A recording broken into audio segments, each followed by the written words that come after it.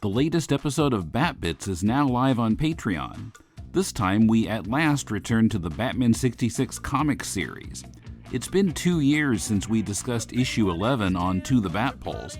Now we finally dig into issue 12, featuring stories on Marcia and the Minstrel. Not the greatest issue for sure, but its faults help us identify aspects of how the TV show works.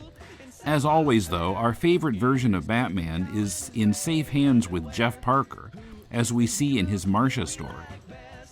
Batman's looking in a microscope and he says, an exceedingly complex chemical compound that sets human biological activity closer to that of coral or a tree. Great line. The only chemist I know who could achieve those results taught at Vassar until she was dismissed for unethical experimentation. Her scientific acumen borders on the supernatural.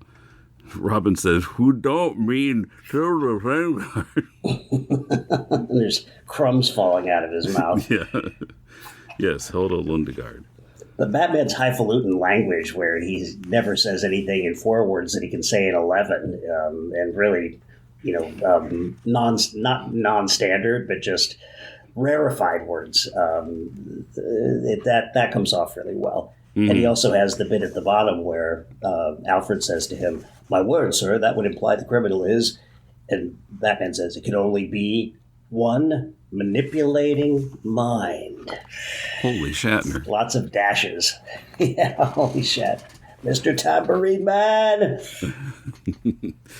And you turn the page and he's saying in a voiceover, Marcia, Queen of Diamonds. So we switch to her hideout, which it's kind of been compacted here because the cauldron, Aunt Hilda's cauldron, is right there in Marcia's living room. Yeah, ready to set the drapes on fire, too.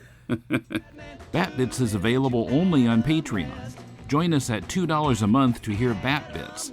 For $4 a month, you can also hear discussion of Batman stories from the 50s and 60s in our Silver Age Batman podcast.